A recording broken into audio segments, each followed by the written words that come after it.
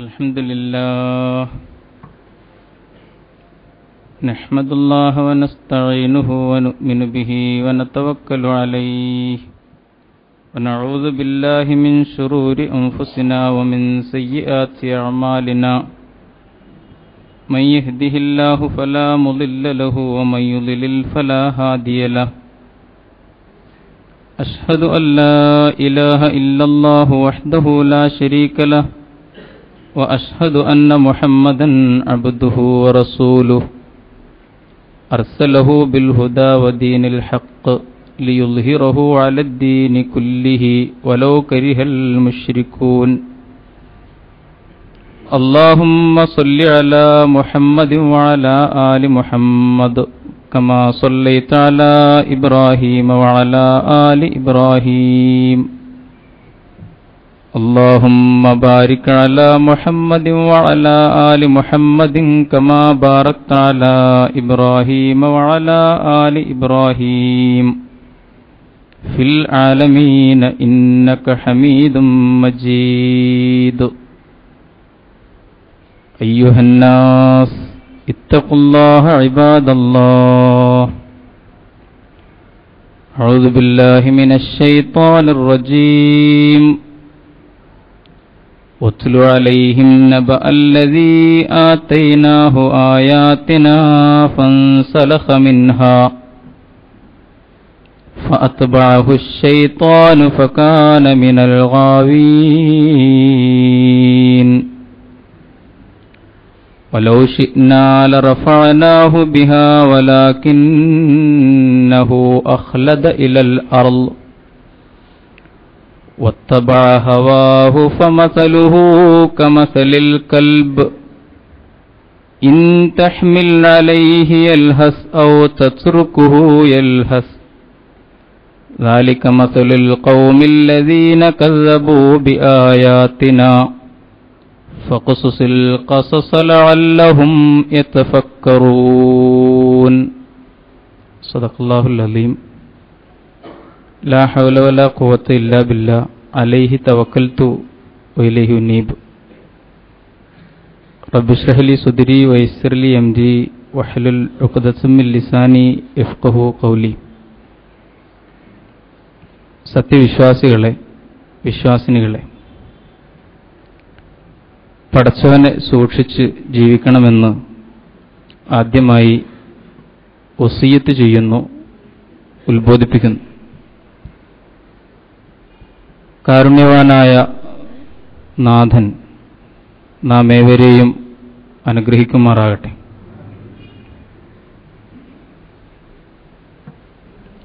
പലപ്പോഴും നമ്മൾ തെറ്റിദ്ധരിക്കാറുള്ളതുപോലെ നമ്മുടെ മുഖ്യശത്രു അമേരിക്കയോ ഇസ്രായേലോ സംഘപരിവാറോ അല്ല. നമ്മുടെ താൽപ്പര്യങ്ങളാണ്, അല്ലെങ്കിൽ നമ്മൾ തന്നെയാണ്. ഈ ഒരൊറ്റ കാര്യം ശ്രദ്ധയിൽപ്പെടുത്തുക മാത്രമാണ് ഇന്ന് ഞാൻ ചെയ്യുന്നത്. നമ്മുടെ താൽപ്പര്യങ്ങളാണ് നമ്മുടെ ഏറ്റവും വലിയ ശത്രു. താൽപ്പര്യങ്ങളാകുന്ന മുഖ്യ ശത്രുവിന് നമ്മൾ കീഴടങ്ങുമ്പോഴാണ് നമ്മുടെ ജീവിതം കീഴ്മേൽ അട്ടിമറിക്കപ്പെടുന്നത്. ആ മുഖ്യ ശത്രു നമ്മെ വിധേയപ്പെടുത്തുമ്പോഴാണ് യഥാർത്ഥ ശത്രു നമ്മെ നരകത്തിലേക്ക്, യഥാർത്ഥ ശത്രുവായ പിശാച് നരകത്തിലേക്ക് വലിച്ചുകൊണ്ടുപോകുന്നത്. ഈ മുഖ്യശത്രുവിനെയും വലിയ ശത്രുവിനെയും തിരിച്ചറിയാത്തതാണ്, യഥാർത്ഥ ശത്രുവിനെയും തിരിച്ചറിയാത്തതാണ് പലപ്പോഴും നമ്മുടെ പ്രശ്നം. നമ്മുടെ പ്രതിയോഗികളുടെ പട്ടികയിൽ പിന്നീടാണ് ബാക്കിയുള്ളതൊക്കെ വരുന്നത്. വിശുദ്ധ ഖുർആൻ കണ്ണു തുറന്ന് വായിക്കുമെങ്കിൽ നമുക്ക് ഈ സത്യം ബോധ്യമാകും. നമ്മുടെ ഓരോരുത്തരുടെയും ദീനീ ജീവിതത്തിലെ ഏറ്റവും വലിയ വില്ലൻ സത്യത്തിൽ നമ്മുടെ ഭൗതിക താൽപര്യങ്ങളും തന്നിഷ്ടങ്ങളുമാണ് എന്ന് നമ്മൾ തിരിച്ചറിയണം. വിശുദ്ധ ഖുർആൻ ഇത്തിബാഉൽ ഹവ എന്നാണ് ഇതിനെ വിളിച്ചിട്ടുള്ളത്. ഇത്തിബാഉൽ ഹവ.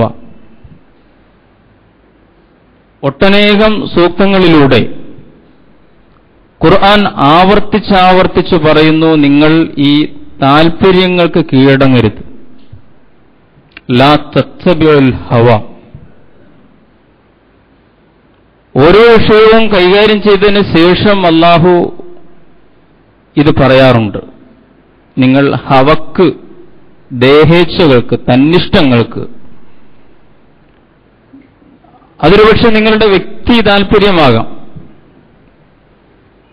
ശാരീരിക കാമനകളാകാം, മോഹങ്ങളാകാം, കുടുംബ താൽപര്യങ്ങളാകാം,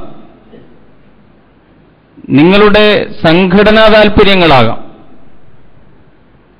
നിങ്ങളുടെ ദേശീയ താൽപര്യങ്ങളാകാം, വംശീയ താൽപര്യങ്ങളാകാം, വർഗീയ സാമുദായിക താൽപര്യങ്ങളാകാം. ഇതൊക്കെ അള്ളാഹുവിന്റെ വഴിയിൽ നിന്ന് നിങ്ങളെ അകറ്റും എന്നാണ് ഖുർആൻ പഠിപ്പിക്കുന്നത്. പ്രവാചകനെ തന്നെ വിളിച്ചുകൊണ്ട് ഒന്നിലധികം തവണ ഖുർആൻ ആവർത്തിച്ചിട്ടുണ്ട്. അവരുടെ താൽപര്യങ്ങൾക്ക് താങ്കൾ കീഴടങ്ങിപ്പോയാൽ, പ്രവാചകനോടാണ് പറയുന്നത്, റസൂൽ അങ്ങനെ കീഴടങ്ങിപ്പോകും എന്നതുകൊണ്ടല്ല, ഖുർആന്റെ ശാശ്വതമായ സന്ദേശമാണ്. വലഇനി തബഅത അഹ്വാഅഹും, അവരുടെ ഹവകൾക്ക് താങ്കൾ കീഴടങ്ങിയാൽ, ഇന്നക ലമിനൽ ളാലിമീൻ, താങ്കൾ തന്നെ ഏറ്റവും വലിയ അധർമ്മിയായി മാറും. മാലക മിനല്ലാഹി മിൻ വലിയ്യിൻ വലാ വാഖ്. അങ്ങനെ അവരുടെ താൽപര്യങ്ങൾക്ക്, ഭൗതിക താൽപര്യങ്ങൾക്ക് താങ്കൾ കീഴടങ്ങിക്കൊടുത്താൽ പിന്നെ അള്ളാഹുവിൽ നിന്നൊരു രക്ഷകനും സഹായിയും താങ്കൾക്ക് ലഭിക്കുകയില്ല, സഹായം ലഭിക്കുകയില്ല എന്ന് പ്രവാചകനെ തന്നെ വിളിച്ചുകൊണ്ട് പറയുന്നതായി നമുക്ക് കാണാൻ കഴിയും. വലഇനി തബഅത അഹ്വാഅഹും ബഅദല്ലദീ ജാഅക മിനൽ ഇൽമി. ശ്രദ്ധിക്കണം ആ പ്രയോഗം. താങ്കൾക്ക് അൽ ഇൽമു വന്നു കിട്ടിയതിന് ശേഷം താങ്കൾ താൽപര്യങ്ങൾക്ക് വഴങ്ങിപ്പോയാൽ, അൽ ഇൽമുണ്ട് നിങ്ങളുടെ മുമ്പിൽ. എന്താണ് ആ അൽ ഇൽമു? അല്ലാഹു പ്രവാചകന്മാരിലൂടെ, വിശുദ്ധ വേദങ്ങളിലൂടെ നിങ്ങൾക്ക് സമർപ്പിച്ച ഈ മഹത്തായ സന്ദേശം, ദൈവിക ദർശനം, അതാണ് അൽ ഇൽമു. വിശുദ്ധ ഖുർആൻ ഈ അൽ ഇൽമിന്റെ ഗ്രന്ഥമാണ്, സത്യജ്ഞാന വെളിച്ചമാണ്. ആ അൽ ഇൽമു വന്നു കിട്ടിയതിന് ശേഷം, സത്യജ്ഞാന വെളിച്ചം കിട്ടിയതിന് ശേഷം നിങ്ങൾ ഹവകൾക്ക് കീഴടങ്ങിപ്പോയാൽ, താൽപര്യങ്ങൾക്ക് നിങ്ങൾ കീഴടങ്ങിപ്പോയാൽ, നിങ്ങളായിരിക്കും ഏറ്റവും വലിയ അധർമ്മികൾ എന്ന് വിശുദ്ധ ഖുർആൻ ആവർത്തിച്ച് നമ്മെ പഠിപ്പിക്കുന്നു. പ്രിയമുള്ളവരെ, ഞാൻ സൂചിപ്പിക്കുന്നത് ഈ ഇത്തിബാഉൽ ഹവയാണ് പ്രശ്നങ്ങളുടെ മർമ്മം എന്ന് പറയുന്നു. താൽപര്യങ്ങളുടെ മുമ്പിലുള്ള കീഴടങ്ങൽ, നമ്മുടെ ശാരീരികമായ ആഗ്രഹങ്ങളുടെ പൂർത്തീകരണം, ഭൗതികമായ ആവശ്യങ്ങളുടെ പൂർത്തീകരണം, നമ്മുടെ മോഹങ്ങളുടെ ശമനം, നമ്മുടെ വികാരങ്ങളുടെ സാക്ഷാത്കാരം, ഇതാണ് ജീവിതത്തിൽ ഏറ്റവും വലുത് എന്ന് ചിന്തിച്ചു പോകുന്ന മനസ്സ്. ഇതാണ് ജീവിതത്തിന്റെ യഥാർത്ഥ ലക്ഷ്യമെന്ന് തെറ്റിദ്ധരിച്ചു പോകുന്ന ഒരു സ്ഥിതിവിശേഷം. അതിനായി നമ്മുടെ കഴിവുകൾ, നമ്മുടെ സമയം, നമ്മുടെ അധ്വാനം മുഴുവൻ സമർപ്പിക്കുന്ന ഒരു സംസ്കാരം. ആവശ്യങ്ങളുടെ പൂർത്തീകരണവും ആഗ്രഹങ്ങളുടെ സഫലീകരണവും വികാരങ്ങളുടെ ശമനവും നമ്മുടെ വ്യാമോഹങ്ങളുടെ താൽപര്യങ്ങൾക്ക് വേണ്ടിയുള്ള പരക്കം പാച്ചിലും ഇതുതന്നെ ജീവിതം, ഇതുതന്നെ യഥാർത്ഥ ജീവിതം. അതിനായി സകലതും സമർപ്പിക്കുന്ന ഒരു ജീവിതശൈലി. ഇതാണ് ഇത്തിബാഉൽ ഹഖ്, ഇത്തിബാഉൽ ഹവ എന്ന് ഖുർആൻ വിശദീകരിച്ച രോഗം എന്ന് പറയുന്നത്. ഒറ്റയടിക്കൊരാൾ അതിലേക്ക് വീണുപോകുമെന്നല്ല ഖുർആൻ പറയുന്നു. പല പല ഘട്ടങ്ങളിലൂടെ അയാൾ അതിലേക്ക് എത്തിച്ചേരാം. ഹവകളാകുന്ന താൽപര്യങ്ങളാകുന്ന പാതാളക്കുഴിയിലേക്കൊരാൾ വിവിധങ്ങളായ സ്റ്റേജുകളിലൂടെ ഘട്ടങ്ങളിലൂടെ അയാൾ വീണുപോകാൻ സാധ്യതയുണ്ട്. അതുകൊണ്ട് സൂക്ഷിക്കണം എന്ന്. ആഗ്രഹപൂർത്തീകരണം എന്ന ലക്ഷ്യത്തിൽ മുങ്ങി സമ്പാദിച്ച ഭൗതിക സുഖമോഹങ്ങളിൽ മൂക്കറ്റം മുങ്ങി ജീവിതം എന്ന് പറയുന്നത് അതുതന്നെയാണ്, അതിന്റെ അപ്പുറത്ത് നിൽക്കുന്ന എന്തെങ്കിലും ഉണ്ടെങ്കിൽ, അതിനപ്പുറം വേറെ ചില മൂല്യങ്ങളുണ്ടെന്നും നിയമങ്ങളുണ്ടെന്നും ദൈവിക ദർശനമുണ്ടെന്നും ലക്ഷ്യങ്ങളുണ്ടെന്നും യാഥാർത്ഥ്യങ്ങളുണ്ടെന്നും സത്യങ്ങളുണ്ടെന്നും കേൾക്കുമ്പോൾ അതിനെയൊക്കെ കണ്ണടിച്ച് നിരാകരിക്കുന്ന ഒരു സ്ഥിതിവിശേഷം. ഇനി ഒരുപക്ഷെ ഒരു ഭാഗത്ത് അംഗീകരിച്ചാൽ തന്നെ ആ ദൈവിക ദർശനത്തിനും നിയമസംഹിതക്കും എന്റെ ശാരീരിക പൂർത്തീകരണത്തിൽ ഇടപെടാൻ അവകാശമില്ല എന്ന ഒരു സ്ഥിതിവിശേഷം. ആലോചിച്ച് നോക്കൂ, ഞാൻ വിശദീകരിക്കേണ്ടതില്ല, നമുക്കൊക്കെ അറിയാം. നമ്മളൊക്കെ ദൈവിക ദർശനത്തെ അംഗീകരിക്കുന്നവരാണ്, അള്ളാഹുവിന്റെ ദീനിനെ അറിയുന്നവരാണ്. ഇങ്ങനെ അറിഞ്ഞിരിക്കെ തന്നെ ആ ദൈവിക ദർശനത്തിന് നമ്മുടെ ആഗ്രഹപൂർത്തീകരണത്തിന്റെ വഴിയിൽ ഇടപെടാൻ നമ്മൾ അവസരം നൽകാതിരിക്കുക, ഇടപെടണ്ട എന്ന് നമ്മൾ തീരുമാനിക്കുക. അത്തരം കാര്യങ്ങൾ നമ്മുടെ വ്യക്തിപരമായ സംഭവങ്ങളാണ് എന്ന് ചിന്തിച്ചു പോവുക. ഇത്തരം ഒരു മനസ്സിലെത്തും മനുഷ്യൻ വിശുദ്ധ ഖുർആന്റെ ഭാഷയിൽ ഒടുവിലയാൾ ഹവയെ ഇലാഹാക്കിയ ഒരാളായി മാറും.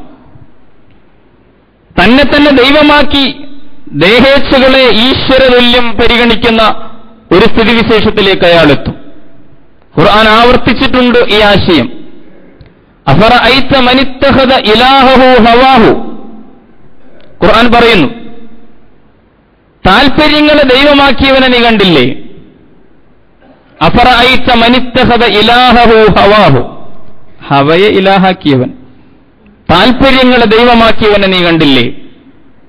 വഅല്ലല്ലാഹു അലാ ഇൽമിൻ. ബോധപൂർവം അല്ലാഹു അയാളെ വഴികേടിലാക്കിയിരിക്കുകയാണ്. വഅല്ലല്ലാഹു അലാ ഇൽമിൻ വഖതമ അലാ സംഇഹി വഖൽബിഹി വജഅല അലാ ബസരിഹി ഗിശാവ. ഖുർആൻ പറയുന്നു, പിന്നെ അയാൾ മരിച്ചതുപോലെയാണ്. മൂല്യങ്ങളോടും ദൈവിക ദർശനത്തോടും സംവേദനം സാധിക്കാത്ത ഒരു മനസ്സിന്റെ ഉടമയായിട്ട് അയാൾ മാറും.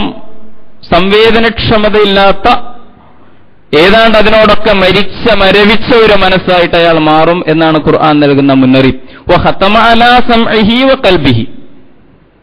അയാളുടെ കാതുകൾക്കുള്ള മുദ്ര വെക്കും, ഹൃദയത്തിനുള്ള മുദ്ര വെക്കും. നല്ലത് കേൾക്കാൻ കഴിയില്ല, നല്ലത് കേട്ടാൽ അയാൾക്ക് സഹിക്കൂല, നല്ലത് ചിന്തിച്ചു കൊടുക്കാൻ അയാൾക്ക് കഴിയില്ല. വഖതമ അലാ സംഇഹി വഖൽബിഹി. ഹൃദയത്തിന് അല്ലാഹു സീൽ വെക്കും. വജഅല അലാ ബസരിഹി ഗിശാവ. അവന്റെ കണ്ണിൽ അല്ലാഹു ഒരു മൂടിയിടും, ഒരു തിരശീല, അദൃശ്യമായ ഒരു കണ്ണാടി. ആ കണ്ണട വെച്ച് അയാൾക്ക് പിന്നെ നല്ല കാര്യങ്ങൾ കാണാൻ കഴിയാത്ത, നല്ല കാര്യങ്ങൾ കേൾക്കാൻ കഴിയാത്ത, നല്ലത് കേട്ടാൽ അതിനെക്കുറിച്ച് അതിൽ മനസ്സുറക്കാത്ത, ഒരു സംവേദനക്ഷമതയില്ലാത്ത, മരവിച്ച ഒരു ഭൗതികവാദിയുടെ മനസ്സായി അയാളുടെ മനസ്സിനെ അല്ലാഹു രൂപാന്തരപ്പെടുത്തുമെന്ന് ഉടമസ്ഥനായ റബ്ബ് വളരെ ഗൗരവത്തിൽ നമ്മെ താക്കീത് ചെയ്തു. പിന്നെ അയാൾ അന്ധനെ പോലെ, ബദിരിനെ പോലെ ഈ ദുനിയാവിന് വേണ്ടിയുള്ള ഒരു ഓട്ടപ്പാച്ചിൽ. ഞാനിത് ഒന്നാമതായിട്ട് എന്നോടാണ് പറയുന്നത്. എന്റെ ജീവിതമാണ്, എന്റെ മനസ്സാണ്, എന്റെ മനോഭാവങ്ങളാണ് യഥാർത്ഥത്തിൽ വിശുദ്ധ ഖുർആൻ ഇവിടെ വിശദീകരിച്ചു തരുന്നത്. അന്ധരായി, ബധിരരായി പ്രവാചകന്മാർ സമർപ്പിച്ച ദൈവിക ദർശനത്തിന്റെ മൂല്യങ്ങളെ തീരെ പരിഗണിക്കാത്ത ഒരു രീതിയിലേക്ക്, അതൊന്നും ഗൗരവമുള്ള ഒരു കാര്യമേ അല്ല.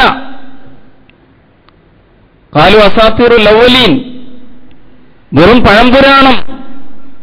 വേണമെങ്കിൽ പഠിക്കാം, പരീക്ഷ എഴുതാം, മാർക്ക് വാങ്ങാൻ വേണമെങ്കിൽ, പ്രസംഗിക്കാം, ലേഖനം എഴുതാം, പ്രബോധനം ചെയ്യാൻ വേണമെങ്കിൽ, അതിനപ്പുറത്തേക്ക് എന്നെ ചലിപ്പിക്കുന്ന, എന്നെ മാറ്റുന്ന, എന്റെ ജീവിതത്തെ പരിവർത്തന വിധേയമാക്കുന്ന, എന്നെ ഒരു പുതിയ മനുഷ്യനാക്കുന്ന ഒന്നായി അതെനിക്ക് അനുഭവപ്പെടുകയില്ല. കാരണം അതിനോട് അത്തരം ഒരു സംവേദനം നഷ്ടപ്പെട്ട ഒരു ഹൃദയമായി അത്രമേൽ ദുനിയാവിൽ ആണ്ടുപൂണ്ട് അതിന്റെ സുഖഭോഗങ്ങളിൽ മുഴുകി അതിന്റെ കാമനകളിൽ സമയവും അധ്വാനവും ബുദ്ധിയും എല്ലാം സമർപ്പിച്ചുകൊണ്ടുള്ള അന്ധമായ ഒരു ഓട്ടപ്പാച്ചിലിൽ മനുഷ്യൻ അങ്ങനെ എത്തുമ്പോൾ ആ തൃഷ്ണകളുടെ തിരമാലയിൽ സ്വന്തത്തെ അയാൾ വലിച്ചെറിയുകയാണ്.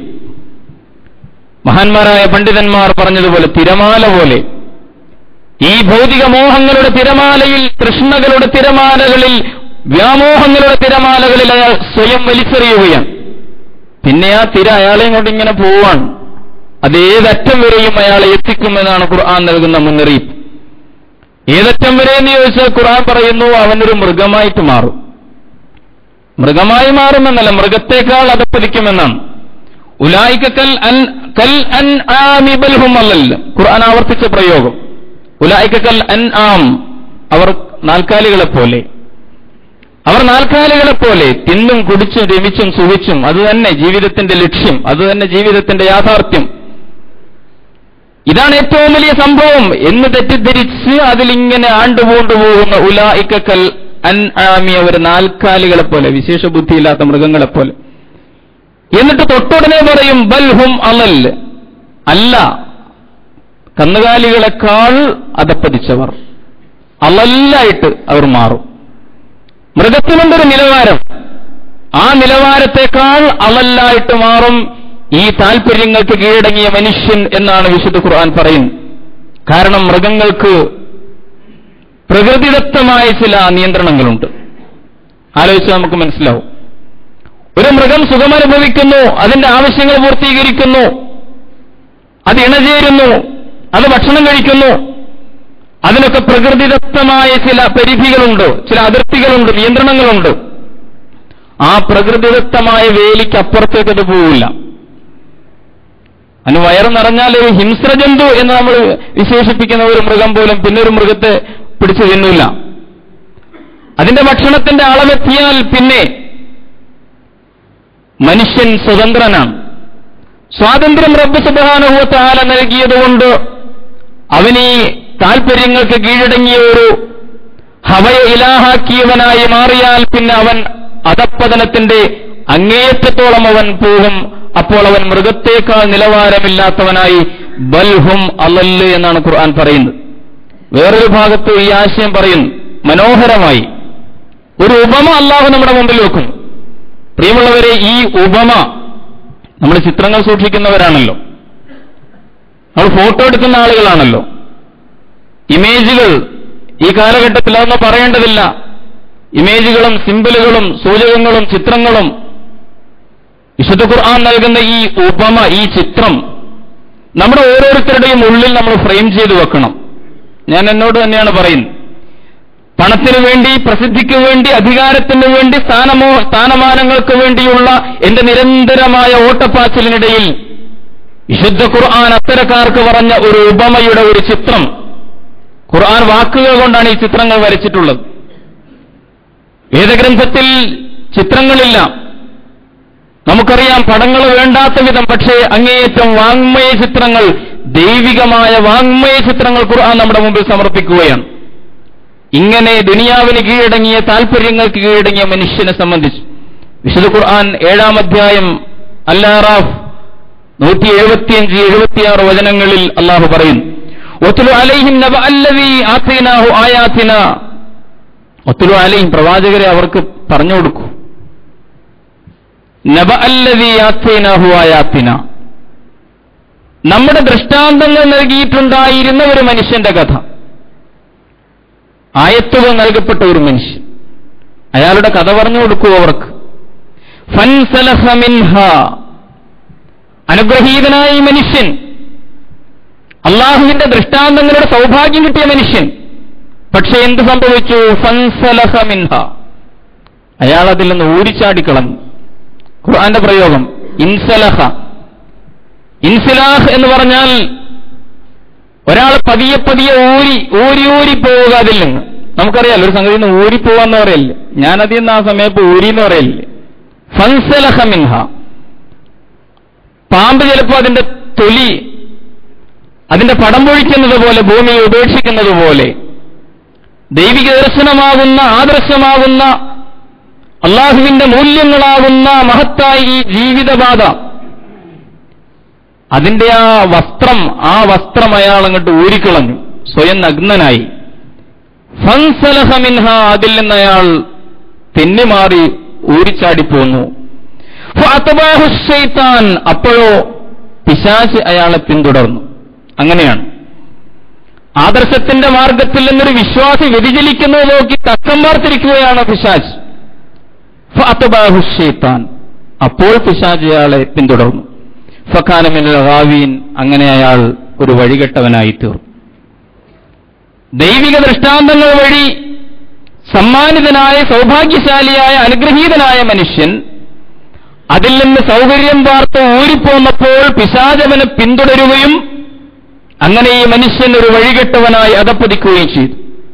വലൗ ശിഅ്നാ ലറഫഅനാഹു ബിഹാ, നാം ഉദ്ദേശിച്ചിരുന്നുവെങ്കിൽ ഈ ദൃഷ്ടാന്തങ്ങളിലൂടെ അവനെ ഉയർത്തുമായിരുന്നു. പക്ഷെ നാം അങ്ങനെ ഉദ്ദേശിച്ചില്ല. അങ്ങനെ ഉദ്ദേശിക്കാനുള്ള നിലവാരമോ കാണിച്ചില്ല. വലാകിന്നഹു അഖ്ലദ ഇലൽ അർള്, വലാകിന്നഹു അഖ്ലദ ഇലൽ അർള്. ഖുർആൻ നമ്മൾ കണ്ണു തുറന്നു വായിക്കണം. ഖുർആൻ പറയുന്നു, അയാൾ ഭൂമിയിലേക്ക്, മണ്ണിലേക്ക്, ദുനിയാവിന്റെ സുഖങ്ങളിലേക്ക് ഒട്ടിക്കളഞ്ഞു. അയാൾ അങ്ങനെ ചെയ്തു. നമ്മുടെ മാർഗത്തിലേക്ക് വരാതെ ഈ നിമിഷ സുഖങ്ങളിലേക്ക് അയാൾ ഒട്ടിക്കളഞ്ഞു. വത്തബഅ ഹവാഹു, താൽപര്യങ്ങൾക്ക് കീഴടങ്ങി, തന്റെ ദേഹേച്ഛകളെ പിന്തുടർന്നു. ഫമസലുഹു കമസലിൽ കൽബ്, അവന്റെ ഉപമ ഒരു പട്ടിയുടെ ഉപമ പോലെ. ഖുർആൻ പറയുന്നു, ഫമസലുഹു കമസലിൽ കൽബ്. ഞാൻ ഫോട്ടോ എടുത്തു വെക്കണം എന്ന് പറഞ്ഞു. ഈ പട്ടിയുടെ ഫോട്ടോ നമ്മുടെ ഉള്ളിലുണ്ടാണ്. വിശുദ്ധ ഖുർആൻ സൂറത്തുൽ അറാഫിൽ 175-176 സൂക്തങ്ങളിൽ വരച്ചിട്ട ഈ പട്ടിയുടെ പടം ഇതൊരു വിശ്വാസിയുടെ മനസ്സിൽ അയാൾ ഫ്രെയിം ചെയ്ത് വെക്കണം. കാരണം ഞാനൊരു നായയായി പോകുന്നുണ്ടോ, എന്റെ ജീവിതം ഒരു നായയുടെ ജീവിതമായി മാറുന്നുണ്ടോ എന്ന് പരിശോധിക്കാൻ, എന്ന് സ്വയം വിലയിരുത്താൻ. ഒരു കുരക്കുന്ന പട്ടിയെ കാണുമ്പോൾ, ഒരു തെരുവുനായയെ കാണുമ്പോൾ ഒരു സത്യവിശ്വാസിയുടെ മനസ്സിൽ സൂറത്തുൽ അറാഫിലെ ഈ ചിത്രം തെളിഞ്ഞു വരും. ദുനിയാവിന് കീഴടങ്ങി ദേഹേച്ഛയെ ദൈവമാക്കി താൽപര്യങ്ങളുടെ പിന്നാലെ പരക്കം പാഞ്ഞ മനുഷ്യനെ സംബന്ധിച്ച് ഖുർആൻ പറഞ്ഞു, ഫമസലുഹു കമസലിൽ കൽബ്, അത് ഒരു പട്ടിയുടെ ഉപമ പോലെയാണ്. ഇൻ തഹ്മിൽ അലൈഹി യൽഹസ് ഔ തത്റുകുഹു യൽഹസ്. ശ്രദ്ധിക്കണം, ഖുർആൻ ആ പട്ടിയെ വിശേഷിപ്പിച്ചു. അതിനെ നിങ്ങൾ ഉപദ്രവിച്ചാലും അതിനെ നിങ്ങൾ വെറുതെ വിട്ടാലും അത് നാക്ക് നീട്ടി കിതച്ചുകൊണ്ടിരിക്കും. അങ്ങനെ ഒരു പട്ടി. അങ്ങനെയാണല്ലോ നായ്ക്കൾ. അതെങ്ങനെ നാവ് പുറത്തിട്ട് വെള്ളമൊലിപ്പിച്ച് കിതച്ചുകൊണ്ടിരിക്കുന്ന ഒരു പട്ടിയെപ്പോലെ, അതാണ് അവന്റെ ഉപമ. ദുനിയാവിന് കീഴടങ്ങിയവന്റെ ഉപമ. ഉടമസ്ഥനായ റബ്ബ് ആത്മീയതയുടെ മഹത്തായ അംശങ്ങൾ നൽകിയ, ഉയരാനും വളരാനും സ്വർഗത്തിലേക്കെത്താനും ഉദാത്തമായ ചിന്തയ്ക്കും വിശേഷബുദ്ധിയും ഒക്കെ നൽകപ്പെട്ട മനുഷ്യൻ. പക്ഷേ ആ മനുഷ്യൻ താൽപര്യങ്ങൾക്ക് കീഴടങ്ങി ഭൗതികമായ മോഹങ്ങളും സുഖങ്ങളുമാണ് സർവസ്വമെന്ന് ചിന്തിച്ച് പണത്തിനും പ്രശസ്തിക്കും അധികാരത്തിനും പിന്നാലെ തന്നെ ജീവിതം മുഴുവൻ സമർപ്പിച്ചുകൊണ്ട് നടക്കുന്ന മനുഷ്യൻ, അവൻ തെരുവിലങ്ങനെ നാവുപുറത്തേക്കിട്ട് വെള്ളമൊലിപ്പിച്ച് കിതച്ചുകൊണ്ടോടിക്കൊണ്ടിരിക്കുന്ന ഒരു പട്ടിയെപ്പോലെയാണ്. ഇൻ തഹ്മിൽ അലൈഹി യൽഹസ് ഔ തത്റുകുഹു യൽഹസ് ദാലിക മസലുൽ ഖൗമില്ലദീന കസബു ബിആയാതിനാ. ദൈവിക ദൃഷ്ടാന്തങ്ങളെ നിഷേധിക്കുന്നവർക്ക് അല്ലാഹു നൽകുന്ന ഉപമയാണിത്. ഫഖുസുൽ ഖസസ്, ഇത്തരം കഥകൾ അവർക്ക് പറഞ്ഞു കൊടുക്കൂ നബിയേ, ലഅല്ലഹും യതഫക്കറൂൻ, ഒരു ചിന്തിക്കട്ടെ, ആലോചിക്കട്ടെ. ആലോചനയില്ലായ്മയാണല്ലോ പ്രശ്നം. അവർ ഈ ദൃഷ്ടാന്തങ്ങൾ മുമ്പിൽ വെച്ചുകൊണ്ട് ആലോചിക്കട്ടെ, ചിന്തിക്കട്ടെ. കേവലം നായ്ക്കളുടെ ജീവിതം. ഈ ആയത്ത് വിശദീകരിക്കുന്നിടത്ത് തഫ്സീറുകളിൽ ഒരുപാട് കഥകൾ പറഞ്ഞിട്ടുണ്ട്. ഇത് ഇന്നാളെക്കുറിച്ചാണ്, ഇന്നാളെക്കുറിച്ചാണെന്നൊക്കെ. ബൽആം ഇബ്നു ബാഊറ എന്ന് പറയുന്ന ഒരു മനുഷ്യൻ, മഹാനായ ഒരു ഇസ്രായേലി പണ്ഡിതനായിരുന്നു അത്രേ. ഞാൻ ആ കഥകളിലേക്കൊന്നും പോവുകയല്ല, സൂചിപ്പിക്കുക മാത്രമാണ് ചെയ്യുന്നത്. അനുഗ്രഹീതനായ പണ്ഡിതൻ. മൂസ നബി പോലും അദ്ദേഹത്തെ പലപ്പോഴും മുമ്പിൽ നിർത്തിയിട്ടുണ്ട് അത്രേ. മഹാപണ്ഡിതൻ, പ്രാർത്ഥിച്ചാൽ പടച്ചവൻ ഉത്തരം നൽകുന്ന പണ്ഡിതൻ. പക്ഷേ ആ മനുഷ്യൻ ഒരു രാജാവ് കുറച്ച് പണം കൊടുത്തപ്പോൾ ആ പണം കൈക്കൂലി വാങ്ങിയിട്ട് മൂസാ നബിക്കെതിരെ പ്രാർത്ഥിക്കാൻ ഒരുമ്പെട്ട പണ്ഡിതൻ, ദുനിയാവിന്റെ സുഖങ്ങളിൽ വീണുപോയ ഒരു പണ്ഡിതൻ. ആ വ്യക്തി ആരാണ് എന്നതല്ല, അപ്പോൾ അയാൾ പട്ടിയെപ്പോലെ അധപ്പതിച്ചു എന്ന് അള്ളാഹു അയാളെ ശിക്ഷിച്ചു എന്ന് വിശുദ്ധ ഖുർആൻ പറയും. അതിനുപക്ഷെ ഈ പറഞ്ഞ ബൽആം ഇതിന് ബാവൂറായിരിക്കാം, അല്ലെങ്കിൽ തഫ്സീറുകളിൽ കാണുന്നത് പോലെ ഉമയ്യത്ത് ബിനു അബി സ്വൽത്ത് എന്ന് പറയുന്ന മനുഷ്യനായിരിക്കാം, കവിയായിരിക്കാം, അല്ലെങ്കിൽ അബൂ ആമിറുൽ ഫാസിഖ് എന്ന് പറയുന്ന മനുഷ്യനായിരിക്കാം. ഏതാളാണ് എന്നതല്ല പ്രശ്നം. ഖുർആൻ പറഞ്ഞ ഈ ലക്ഷണം, അനുഗ്രഹങ്ങൾ സിദ്ധിച്ചു, അൽ ഇൽമി എന്താണെന്ന് മനസ്സിലായി, ഈ ദൈവിക ദർശനത്തിന്റെ പാത മാത്രമാണ് സത്യമെന്ന് ബോധ്യപ്പെട്ടു, ഇസ്ലാമിന്റെ യാഥാർത്ഥ്യമൊക്കെ അറിഞ്ഞു. എന്നിട്ടും അയാൾ ദുനിയാവിന്റെ മോഹങ്ങളുടെ മുമ്പിൽ ഇതിനെ കൈയൊഴിഞ്ഞവനായി മാറുന്നുവെങ്കിൽ അയാൾ ആരായാലും ഈ സംഗതി ബാധകമാണ്. പണ്ഡിതന്റെ കഥ തന്നെയാണ് ഏറ്റവും പ്രധാനപ്പെട്ടത്. നമ്മൾ ആലോചിച്ചു നോക്കൂ. സൂറ ഒരിക്കൽ പറഞ്ഞു, പണ്ഡിതൻ എന്ന് പറഞ്ഞാൽ ഫളലുൽ ആലിമി അലൽ ആബിദി കമസലിൽ ഖമരി അലാ സായിരിൽ കവാകിബ് എന്നാണ് പണ്ഡിതന്റെ ഉപമ എന്ന് പറഞ്ഞാൽ. നക്ഷത്രങ്ങൾക്കിടയിൽ നിലാവുദിക്കുന്നത് പോലെ, നിലാവ് പോലെ ഒരാൾ, അയാളാണ് സമൂഹത്തിൽ പണ്ഡിതൻ. സമൂഹത്തിന്റെ വെളിച്ചമായി വിളക്കായി മാറേണ്ടയാൾ, ആ പണ്ഡിതൻ അനുഗ്രഹീതനായ പണ്ഡിതൻ. പക്ഷേ അദ്ദേഹം തന്നെ ദുനിയാവിന്റെ മണികിലുക്കം, പണം വന്നപ്പോൾ, സുഖം വന്നപ്പോൾ, അധികാരം വന്നപ്പോൾ, ധനികരുടെ അരമനകളിൽ സ്ഥാനം ലഭിച്ചപ്പോൾ, രാജകൊട്ടാരങ്ങളിൽ പദവി കിട്ടിയപ്പോൾ അയാൾ ഈ അൽ ഇൽമിന്റെ താല്പര്യങ്ങൾ വിട്ടിട്ട് ഈ ദുനിയാവിന്റെ ചെളിക്കുണ്ടിലേക്ക് മാറി. ഇയാളെക്കുറിച്ചാണ് വിശുദ്ധ ഖുർആൻ പറയുന്നത്, അയാള് വെറുമൊരു ചെളിപുരണ്ട് തെരുവിൽ കിടക്കുന്ന ഒരു പട്ടിയെപ്പോലെ അധപ്പതിച്ചുപോയി എന്ന് ഖുർആൻ പറയുന്നു. ഷഹീദ് സയ്യിദ് ഖുത്ബ് റഹിമഹുല്ല വിശുദ്ധ ഖുർആനിൽ ഈ സൂക്തം വിശദീകരിക്കുമ്പോൾ വാചാലനായി എഴുതുന്നുണ്ട്, അത്തരം പണ്ഡിതന്മാർ താഗൂത്തുകൾ കോശാന പാടുന്ന പണ്ഡിതന്മാരാണ്, അക്രമികളുടെ ഭരണത്തെ ആണിയടിച്ചുറപ്പിക്കാൻ വേണ്ടി ഫത്വകൾ നൽകിക്കൊണ്ടിരിക്കുന്ന പണ്ഡിതന്മാരാണ്, ഇന്നലെ കാഫിർ എന്ന് വിളിച്ചവനെ ഇന്ന് മുസ്ലിമാക്കുന്ന പണ്ഡിതന്മാരാണ്. അവർ ഈ വർഷം പലിശക്കെതിരെ ലേഖനം എഴുതും, അടുത്ത കൊല്ലം പലിശ ഹലാലാണ് എന്ന് പറഞ്ഞ് ലേഖനം എഴുതും. ഇത്തരം പണ്ഡിതന്മാർ ഇൻ തഹ്മിൽ അലൈഹി യൽഹസ് ഔ തത്റുകുഹു യൽഹസ്, ആട്ടിയോടിച്ചാലും അല്ലെങ്കിൽ ഉപദ്രവിക്കാതിരുന്നാലും നാവി നീട്ടി കിതച്ചുകൊണ്ടിരിക്കുന്ന ആർത്തിയുടെ പ്രതീകമാണ്. ദുനിയാവിന്റെ വല്ലതും കിട്ടാൻ വേണ്ടി ഇങ്ങനെ തുപ്പലൊലിപ്പിച്ച് നാവനീട്ടി നിൽക്കുന്ന പട്ടിയെപ്പോലെ അധപ്പതിച്ച പണ്ഡിതൻ, താൽപര്യങ്ങൾക്കെതിരായ സന്ദേശവുമായി വരുന്ന പ്രവാചകന്മാരെപ്പോലും താൽപര്യങ്ങൾക്ക് കീഴടങ്ങിയ സമുദായങ്ങൾ കൊന്നുകളഞ്ഞതായിട്ട് ഖുർആൻ പറയും. അഫകുല്ലമാ ജാഅക്കും റസൂലും ബിമാ ലാ തഹ്വാ അൻഫുസുകും മുസ്തക്ബർതും ഫഫരീഖൻ കസ്സബതും വഫരീഖൻ തഖ്തുലൂൻ. അൽ ബഖറയിൽ തന്നെ അല്ലാഹു പറയും, അഫകുല്ലമാ ജാഅക്കും റസൂലും ബിമാ ലാ തഹ്വാ അൻഫുസുകും. അവരുടെ ഹവകൾക്ക്, അവരുടെ താൽപര്യങ്ങൾക്ക് വഴങ്ങാത്ത സന്ദേശവുമായി എപ്പോഴൊക്കെ ദൈവദൂതന്മാർ വന്നിട്ടുണ്ടോ അപ്പോഴൊക്കെ ആ സമൂഹങ്ങൾ ഇടഞ്ഞിട്ടുണ്ട്, അവർ നിരാകരിച്ചിട്ടുണ്ട്, തള്ളിക്കളഞ്ഞിട്ടുണ്ട്, ചിലരെ കൊന്നുകളഞ്ഞിട്ടുണ്ട് എന്ന് വിശുദ്ധ ഖുർആൻ പറയുന്നു. ഇതാണ് താൽപര്യങ്ങൾക്ക് കീഴടങ്ങിയാൽ സംഭവിക്കുക. പ്രിയമുള്ളവരെ, ഞാൻ വിശദീകരിക്കുന്നില്ല.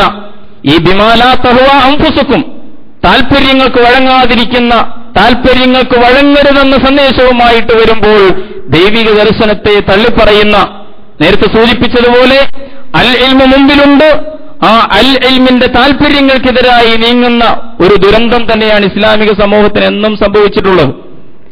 എങ്ങനെയാണ് മുസ്ലിം സമൂഹത്തിൽ നിന്ന് ഖിലാഫത്തില്ലാതായത്? ചരിത്രം പഠിച്ചാൽ നമുക്ക് ബോധ്യപ്പെടും. താൽപര്യക്കാർ കടന്നുകൂടിയപ്പോഴാണ് ഖിലാഫത്തില്ലാതായത്. നാലാമത്തെ ഖലീഫ അലി ഇബ്നു അബീ ത്വാലിബ് റളിയല്ലാഹു തആല അൻഹു, അദ്ദേഹത്തിന് ശേഷം ഇസ്ലാമിക സമാജത്തിൽ സംഭവിച്ചത് താൽപര്യക്കാരുടെ കടന്നുകയറ്റമായിരുന്നു. ഞാൻ വിശദീകരിക്കുന്നില്ല. ഖിലാഫത്ത് വലിയൊരു വിവാദമാക്കി മാറ്റി. താൽപര്യങ്ങളുണ്ടായ ആളുകൾ സ്ഥാനമോഹങ്ങൾക്ക് വേണ്ടി ദൈവിക ദർശനത്തിന്റെ മഹത്തായ മൂല്യങ്ങളെ അവഗണിച്ചപ്പോഴാണ് ഖിലാഫത്ത് രാജവാഴ്ചയിലേക്ക് വീണുപോയത്. അമീർ മുആവിയ തെരഞ്ഞെടുക്കപ്പെട്ടു, അല്ലെങ്കിൽ അദ്ദേഹത്തിന്റെ കൂടി താൽപര്യത്തോടുകൂടി തെരഞ്ഞെടുക്കപ്പെട്ടു. ഖലീഫയാകുന്നയാൾ, ഇസ്ലാമിൽ സ്ഥാനത്തിരിക്കുന്നയാൾ സ്ഥാനമോഹമില്ലാത്തയാളായിരിക്കണം, സ്ഥാനാർത്ഥിയല്ലാതിരിക്കണം എന്നതാണ് ഇസ്ലാമിന്റെ വീക്ഷണം എന്ന് നിങ്ങൾക്കറിയാം. പക്ഷേ അമീർ മുആവിയ തെരഞ്ഞെടുക്കപ്പെടാൻ ആഗ്രഹിച്ചു എന്നാണ് പറയുന്നത്. എന്തായാലും അദ്ദേഹം ഖലീഫയായി, അല്ലെങ്കിൽ ഖലീഫ എന്ന് പോലും ചില പണ്ഡിതന്മാർ വിളിച്ചിട്ടില്ല, അമീർ മുആവിയ, അമീർ മുഅ്മിനീനല്ല, അമീർ മുആവിയ. അങ്ങനെ അദ്ദേഹം തെരഞ്ഞെടുക്കപ്പെട്ടതിന് ശേഷം പിറ്റേന്ന് തെരുവിൽ വെച്ച് മഹാനായ സഅദ് ഇബ്നു അബീ വഖാസ് റളിയല്ലാഹു അൻഹുവിനെ കണ്ടുമുട്ടുകയാണ്. മഹാനായ സഅദ് സലാം ചൊല്ലി, അസ്സലാമു അലൈക അയ്യുഹൽ മലിക്, അസ്സലാമു അലൈക അയ്യുഹൽ മലിക്, രാജാവേ സലാം. മുആവിയ അത്ഭുതത്തോട് വിളിച്ച്, എന്ത് താങ്കൾ അങ്ങനെ പറഞ്ഞത്? രാജാവേ സലാം. ഖലീഫ അമീർ മുഅ്മിനീൻ എന്നാണ് സംബോധന ചെയ്യുന്നത്. അസ്സലാമു അലൈക യാ അമീറുൽ മുഅ്മിനീൻ എന്നല്ല പറഞ്ഞത്, അസ്സലാമു അലൈക അയ്യുഹൽ മലിക്. കാരണം താങ്കൾ ഖിലാഫത്തിന്റെ ഈ മഹത്തായ പാരമ്പര്യത്തെ രാജവാഴ്ചയിലേക്ക് വലിച്ചേച്ചു കൊണ്ടുപോയിരിക്കുകയാണ്. താങ്കൾ രാജാവാണ്, അമീറുൽ മുഅ്മിനീൻ അല്ല എന്ന് പ്രതിഷേധം അറിയിക്കുകയായിരുന്നു മഹാനായ സഹാബി. ഞാൻ സൂചിപ്പിക്കുന്നത്, അന്നു മുതൽ ഇങ്ങോട്ട് ഇസ്ലാമിക സമൂഹത്തിന് ഖിലാഫത്ത് നഷ്ടപ്പെട്ടതടക്കം ഭൗതിക താൽപര്യങ്ങൾക്ക് കീഴടങ്ങിയ ആളുകൾ നേതൃത്വത്തിൽ വന്നപ്പോഴാണ് എന്ന് നമ്മൾ തിരിച്ചറിയേണ്ടതുണ്ട്. ഇന്നും ഇസ്ലാമിക സമൂഹത്തിന് നേതൃത്വം നൽകുന്ന പലപ്പോഴും താൽപര്യക്കാരാണ്. പണ്ഡിതന്മാരായാലും സംഘടനാ നേതൃത്വങ്ങളായാലും താൽപര്യക്കാരാണ് എന്നും മുസ്ലിം സമൂഹത്തെ നയിച്ചുകൊണ്ടിരിക്കുന്നത് എന്ന് നിങ്ങൾക്ക് കാണാൻ കഴിയും. വല ഇനി തബഅതഹുവാഹും ബഅദല്ലദീ ജാഅക മിനൽ ഇൽം, അൽ ഇൽമു മുമ്പിലുണ്ട്, അതിന്റെ താൽപര്യങ്ങൾ വ്യക്തമാണ്. എന്നിട്ടും ആ താൽപര്യങ്ങൾക്കെതിരെ തങ്ങളുടെ കക്ഷികളുടെ താൽപര്യങ്ങൾക്ക് വേണ്ടി, സംഘടനാ താൽപര്യങ്ങൾക്ക് വേണ്ടി, അതിനുവേണ്ടി മാത്രം ജനങ്ങളെ വഴിതെറ്റിച്ചുകൊണ്ടിരിക്കുന്ന, നമുക്കറിയാം ഇസ്ലാമിൽ പൗരോഹിത്യമില്ല, പൗരോഹിത്യമില്ലെന്ന് പ്രവാചകൻ അസന്നിഗ്ധമായി പ്രഖ്യാപിച്ചു. പക്ഷേ തെളിഞ്ഞ പൗരോഹിത്യമില്ലെങ്കിലും ഒളിഞ്ഞ പൗരോഹിത്യം മുസ്ലിം ഉമ്മത്തിലുണ്ട്, പ്രച്ഛന്ന പൗരോഹിത്യമുണ്ട്. ആ പൗരോഹിത്യം എന്താണ് ചെയ്തുകൊണ്ടിരിക്കുന്നത് ഞാൻ വിശദീകരിക്കുന്നില്ല. അൽ ഇൽമിന്റെ താൽപര്യം ഇന്നതാണെന്ന് വളരെ കൃത്യമായി ബോധ്യപ്പെട്ടിട്ടും പണ്ഡിതന്മാർ ചില ചർച്ചകൾ നമ്മുടെ സമുദായത്തിൽ എത്രയോ കാലമായി നടന്നുകൊണ്ടിരിക്കുന്ന ചില ചർച്ചകൾ, നമുക്കറിയാം ഇസ്ലാമിന്റെ ഏറ്റവും കേന്ദ്ര വിഷയം തൗഹീദാണല്ലോ. പരസ്പര പങ്കാളികളെ സങ്കല്പിക്കാൻ പാടില്ല, ശിർക്ക് ചെയ്യാൻ പാടില്ല. നേർക്ക് നേരെ ശിർക്കാണ്. മഹാനായ ഒരു പണ്ഡിതനെ, ആ മഹാനായ ഒരു വലിയനെ, മഹാനായ ഒരു മനുഷ്യനെ അദ്ദേഹത്തോട് നേർക്കുനേരെ, അദ്ദേഹം മഹാനായിരിക്കാം, സാലിഹായിരിക്കാം, ഷെയ്ഖായിരിക്കാം, ആ മനുഷ്യനോട് നേർക്കുനേരെ പ്രാർത്ഥിക്കാം, തെറ്റൊന്നുമില്ല എന്ന് സ്റ്റേജ് കെട്ടി പ്രസംഗിക്കുന്ന പണ്ഡിതന്മാരെ നമ്മൾ കാണുകയാണ്. ഇസ്തിഗാസ എന്ന് പറയുന്ന അതാണ്. മധ്യവർത്തികളായി സങ്കല്പിക്കപ്പെട്ടിരിക്കുന്ന ഈ പണ്ഡിതന്മാരെ, ഈ മഹാന്മാരായ ഔലിയാക്കന്മാരോട് നേരിട്ട് വിളിച്ചിട്ട് ആവലാതിയൊക്കെ പറയാം, അതിനൊന്നും കുഴപ്പമില്ലെന്ന് കിതാബുകളുടെ ഇബാറത്തുകൾ ദുർവ്യാഖ്യാനം ചെയ്തുകൊണ്ട് സ്ഥാപിച്ചെടുക്കുന്ന പണ്ഡിതന്മാരെ നമ്മൾ കാണുന്നു. ഇസ്തിഗാസ ചെയ്യാമെന്ന് പറയുന്ന പണ്ഡിതന്മാർ. ഞാൻ സൂചിപ്പിക്കുന്നത് ഇവിടെ എന്താണ് സംഭവിക്കുന്നതെന്ന് ചോദിച്ചാൽ, ബഅദല്ലദീ ജാഅക മിനൽ ഇൽം, അൽ ഇൽമ് വളരെ കൃത്യമാണ്. വിശുദ്ധ ഖുർആൻ വായിക്കുന്ന ഏത് സാധാരണക്കാരനും മനസ്സിലാകുന്നത് തെറ്റാണ് എന്ന്. പക്ഷേ സമൂഹത്തെ തെറ്റിലേക്ക് നയിച്ചുകൊണ്ടിരിക്കുന്നു കക്ഷി താൽപര്യങ്ങൾക്ക് വേണ്ടി, സംഘടനാ താൽപര്യങ്ങൾക്ക് വേണ്ടി, സ്ഥാനമാനങ്ങൾക്ക് വേണ്ടി, പണത്തിന് വേണ്ടി, വാഹനത്തിന് വേണ്ടി, കൊട്ടാരങ്ങൾക്ക് വേണ്ടി. ഞാൻ വിശദീകരിക്കുന്നില്ല. ഒരുപാട് കാലം നമ്മെ അസ്വസ്ഥമാക്കിയ, ഇന്നും കെട്ടടങ്ങിയിട്ടില്ലാത്ത വിവാദമാണല്ലോ സ്ത്രീകളുടെ പള്ളിപ്രവേശം. അൽ ഇൽമിന്റെ താൽപര്യം മുമ്പിലുണ്ട്. 150 ഹദീസുകൾ, ഇതൊക്കെ എല്ലാ പണ്ഡിതന്മാർക്കും അറിയാം. 150 ഹദീസുകൾ സ്ത്രീകളെ പള്ളിയിലും തടയാൻ പാടില്ല എന്ന് നിർബന്ധിക്കുകയും വേണ്ട. അതേസമയം അവർക്ക് അവകാശമുണ്ട്. ഒരു സ്ത്രീ പള്ളിയിൽ പോകണമെന്ന് വിചാരിച്ചാൽ അവളെ തടയാൻ ഭർത്താവടക്കം ആർക്കും അധികാരമില്ല. അസന്നിഗ്ധമായി തെളിയിക്കുന്ന ഒരുപിടി ചരിത്ര പ്രമാണങ്ങൾ, ഹദീസുകളുണ്ട്. ഈ നൂറ്റിക്കണക്കായ ഹദീസുകളൊക്കെ മുമ്പിൽ വെച്ചിട്ട്, പ്രമാണങ്ങളെയും ഒക്കെ മുമ്പിൽ വെച്ചുകൊണ്ടാണ് പറയുന്നത് പോകാൻ പാടില്ല എന്ന്. ഷാഠ്യം പിടിക്കുന്നുവെങ്കിൽ അതിവിടെ വളരെ കൃത്യമായി നേരത്തെ പറഞ്ഞതുപോലെ, വല ഇനി തബഅത അഹ്വാഅഹും ബഅദല്ലദീ ജാഅക മിനൽ ഇൽം, അൽ ഇൽമിന്റെ താൽപര്യങ്ങളെ ബോധ്യപ്പെട്ടതിന് ശേഷം താൽപര്യങ്ങൾക്ക് കീഴടങ്ങുന്ന പണ്ഡിതന്മാരെ നമ്മൾ കാണുകയാണ്. ഞാൻ വിശദീകരിക്കുന്നില്ല, അവസാനിപ്പിക്കുന്നു. ഇസ്തിഗാസക്ക് തെളിവായിട്ട് ഇയ്യാക നഅ്ബുദു ഓതിയ പണ്ഡിതന്മാരെ എനിക്കറിയാം. ഇസ്തിഗാസ ചെയ്യാം, ഈ നേരത്തെ പറഞ്ഞ് ശിർക്ക് ചെയ്യാം, വിളിച്ച് പ്രാർത്ഥിക്കാം എന്നതിന് വിശുദ്ധ ഖുർആനിലെ ഏറ്റവും വലിയ തൗഹീദിന്റെ ആയത്തിനെ തന്നെ ഇയ്യാക നഅ്ബുദു വ ഇയ്യാക നസ്തഈൻ, തമ്പുരാനെ നിനക്ക് ഞങ്ങൾ ഇബാദത്ത്, നിനക്ക് മാത്രം ഞങ്ങൾ ഇബാദത്ത് ചെയ്യുന്നു, നിന്നോട് മാത്രം ഞങ്ങൾ സഹായം തേടുന്നു എന്ന ആയത്ത് ഉദ്ധരിച്ചുകൊണ്ട് ജനങ്ങളെ തെറ്റിദ്ധരിപ്പിക്കും. അതിൽ തെളിവുണ്ട് എന്ന് കുതർക്കങ്ങളിലൂടെ, കുഞ്ഞായങ്ങളിലൂടെ, സമർത്ഥനങ്ങളിലൂടെ വാദിച്ചുറപ്പിക്കുന്ന പണ്ഡിതൻ. നമ്മൾ ആലോചിച്ച് നോക്കും. ഇത്തരം മുസ്ലിയാക്കന്മാരെ അത് ദുർവ്യാഖ്യാനം ചെയ്യാതിരിക്കാൻ വേണ്ടിയായിരിക്കണം അല്ലാഹു ഇയ്യാക എന്ന് പ്രയോഗിച്ചത്. നിനക്ക് മാത്രം ആർക്കും വ്യക്തമാണല്ലോ, നിനക്ക് മാത്രം ഞങ്ങൾ ഇബാദത്ത് ചെയ്യുന്നു, നിന്നോട് മാത്രം ഞങ്ങൾ സഹായം ചോദിക്കും. ആ തൗഹീദിന്റെ ആയത്തിനെ പോലും ദുർവ്യാഖ്യാനം എന്തുകൊണ്ട് എന്ന് ചോദിച്ചാൽ താല്പര്യങ്ങളാണ്. ഈ താല്പര്യങ്ങൾക്ക് കീഴടങ്ങിക്കൊണ്ട്, അതുകൊണ്ട് ഒരൊറ്റ കാര്യം, അള്ളാഹുവിന്റെ മാർഗത്തിൽ ജീവിക്കാൻ ആഗ്രഹിക്കുന്നവനെ സംബന്ധിച്ചിടത്തോളം പടച്ചവന്റെ താല്പര്യങ്ങൾക്കൊത്ത് സ്വന്തം താല്പര്യങ്ങളെ ചെത്തിമിനുക്കിയെടുക്കുവാൻ, അയാൾക്ക് പാകപ്പെടുത്തിയെടുക്കാൻ കഴിയുമ്പോഴേ അയാൾ വിശ്വാസിയാകൂ. വമാ ഉമിറൂ ഇല്ലാ ലിയഅ്ബുദുല്ലാഹ മുഖ്ലിസീന ലഹുദ്ദീൻ, നിഷ്കളങ്കരായി കളങ്കമില്ലാത്തവരായി പടച്ചവനെ സമർപ്പിക്കാനല്ലാതെ നമ്മൾ കൽപ്പിക്കപ്പെട്ടിട്ടില്ല. ലാ യുഅ്മിനു അഹദുക്കും ഹത്താ യകൂന ഹവാഹു തബഅൻ ലിമാ ജിഅ്തു ബിഹി, ഞാൻ കൊണ്ടുവന്ന ഈ ദൈവിക ദർശനത്തിന്റെ സന്ദേശം, ആ സന്ദേശവുമായി നിങ്ങളുടെ താല്പര്യങ്ങൾ ഒത്തുവരണം. അങ്ങനെ ഒത്തുവരുന്നതുവരെ ലാ യുഅ്മിനു അഹദുക്കും, നിങ്ങളാരും വിശ്വാസികളാവുകയില്ല എന്ന് അല്ലാഹുവിന്റെ പ്രവാചകൻ ഉണർത്തിയിരിക്കുന്നു. തന്നിഷ്ടങ്ങളും താല്പര്യങ്ങളും വെടിഞ്ഞ് നമ്മുടെ താല്പര്യങ്ങളെ ദൈവിക ദർശനത്തിന്റെ താല്പര്യങ്ങളുമായി സമീകരിച്ചുകൊണ്ട് മുമ്പോട്ട് പോകുമ്പോൾ മാത്രമേ പടച്ചവന്റെ മാർഗത്തിൽ ഉറച്ചു മുമ്പോട്ട് പോകാൻ നമുക്ക് സാധ്യമാവുകയുള്ളൂ.